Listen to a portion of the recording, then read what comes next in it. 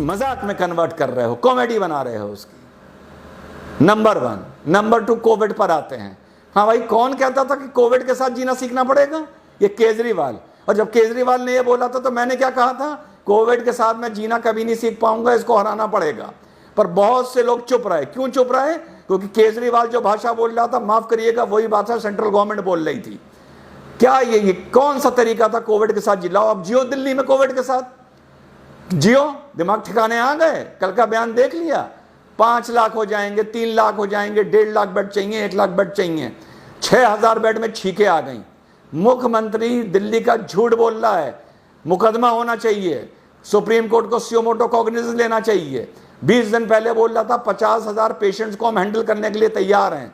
20 दिन बाद कह रहा है 3,000 बेड है और 250 हमारे पास वेंटिलेटर हैं। बाकी लोग कहाँ हैं? घर पर हैं। इस हिसाब से तो अगर मैं वहां का मुख्यमंत्री होता तो मैं कहता मैं 10 लाख पेशेंट्स को हैंडल करने के लिए तैयार हूं। 5,000 को एडमिट कर लूंगा और 9,95,000 को घर भेज दूंगा कि बेटा जाके घर में काढ़ा पियो। और जब सांस फूलने लगेगा और फोन करोगे तो एम्बुलेंस लेने आएगी नहीं, फिर वीडियो बना बना के वायरल करना। शर्म आनी चाहिए हम लोगों को। जिस देश की राजधानी में हमारा प्रधानमंत्री बैठा है, हमारा केंद्र स्वास्थ्य मंत्री बैठा है, एक मुख्यमंत्री बैठा है, एक लेफ्टिनेंट गवर्नर बैठा है, वहां पे लोग वीडियो बना बना के डाल रहे हैं कि हमारा दम घुट रहा है, मर रहे हैं, हमारे घर वाले मर रहे हैं, कोई जगह नहीं है हमारे एडमिट होने के लिए। और हम लोग कह रहे हैं हमें कोविड के साथ जीना सीखना पड़ेगा।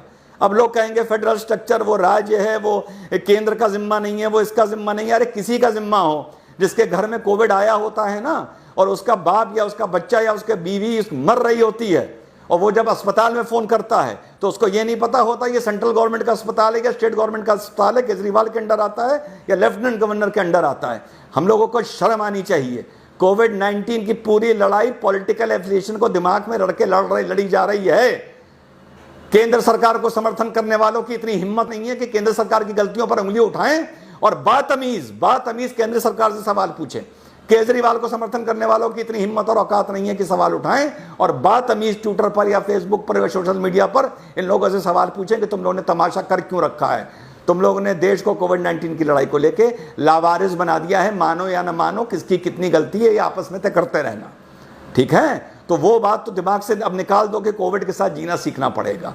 जिस शहर, जिस गांव, जिस स्टेट में कोविड ने पैर पसार लिए, पैर फैला दिए, उस जगह कोविड के साथ जीना नहीं सीख पाओगे।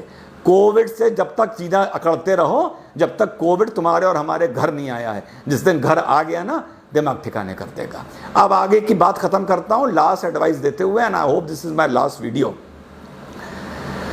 इतने बेड चाहिए, इतने पेशेंट चाहिए, इतने डॉक्टर्स कहां से लाओगे? जो डॉक्टर्स हैं बेचारे पहले ही थके हुए हैं।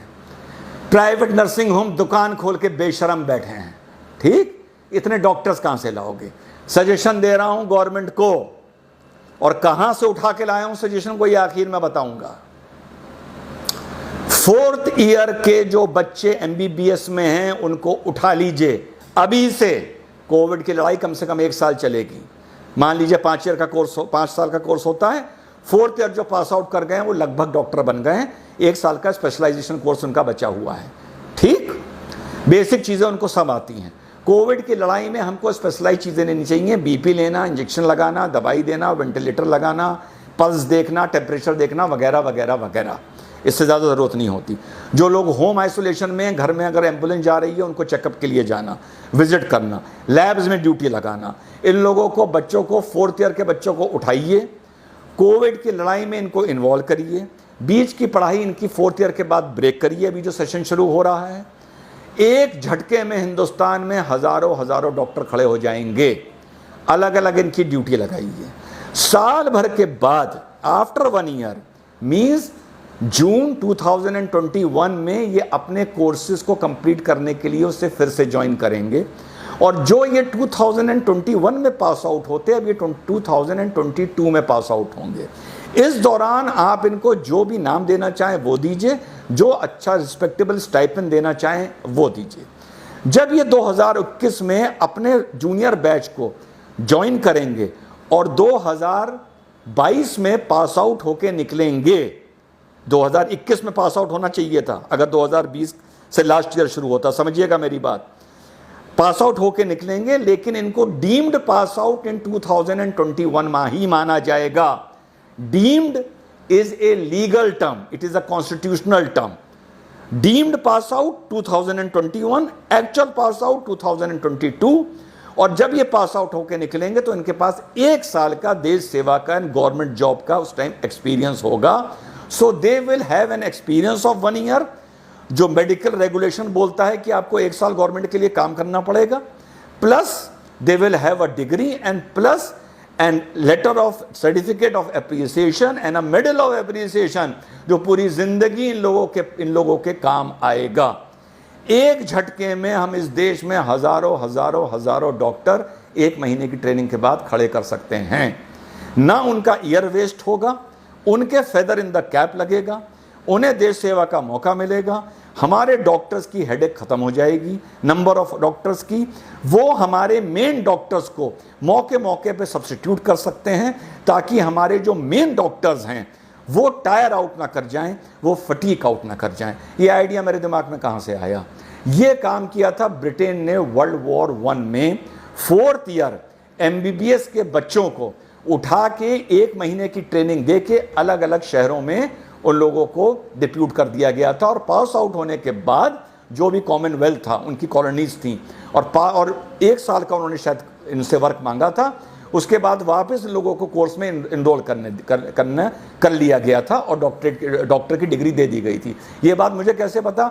मेरे दादाजी ब्रिस्टल मेडिकल कॉलेज इंग्लैंड से MBBS कर रहे थे. मैं रियल दादा, उनको भी 4th ईयर के बाद इसी तरह उठाया गया था. मिडिल ईस्ट में उनकी पोस्टिंग करी गई थी, इंडिया में भी उनकी पोस्टिंग की गई थी. 1 साल के बाद वो फिर से उन्होंने इंडियाई से अपना कोर्स कंप्लीट किया था. This was the out of box idea जो ब्रिटिशर्स ने इम्प्लीमेंट किया था. आज से गवर्नमेंट को ये सोचना चाहिए कि व्हाट केजरीवाल इज सेइंग, अगर ये ऐसी हकीकत वाकई हमारी राजधानी में हो गई या और 3-4 राजधानियों में या देश में और हो गई, जैसी इस टाइम महाराष्ट्र, दिल्ली, गुजरात, तमिलनाडु में है, तो बेड खरीद लोगे, बेड इंपोर्ट कर लोगे, दवाई इंपोर्ट कर लोगे, मास्क इंपोर्ट कर लोगे, कुछ इंपोर्ट कर लोगे. मेडिकल प्रोफेशनल्स कहाँ से लाओगे? आज से गवर्नमेंट को ये इंप्लीमेंट करना चाहिए, ताकि जून एंड या जुलाई आते आते हमारे पास मेडिकल ग्रेजुएट्स की एक फोर्स हो और वो इस लड़ाई में शामिल हों. This was my idea. तो चाइना के बारे में मैं बोल चुका हूँ.